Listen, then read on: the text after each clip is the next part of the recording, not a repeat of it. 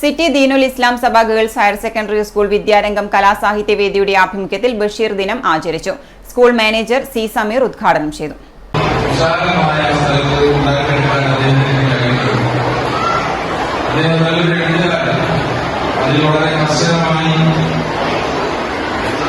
എഴുതുന്ന സമയത്ത് മറ്റൊരു ബുദ്ധിമുട്ടുകളൊന്നും ഇല്ലാതിരിക്കാൻ പ്രത്യേകമായി ഒരു മരത്തിന്റെ കീഴിലാണ് അദ്ദേഹം ഇരുന്നുകൊണ്ട് ഇവിടുത്തെ എല്ലാ സ്പന്ദനങ്ങളെയും ഒപ്പിയെടുത്തുകൊണ്ടുള്ള കൃതികൾ അദ്ദേഹം ഉണ്ടാക്കിയിട്ടുണ്ട്.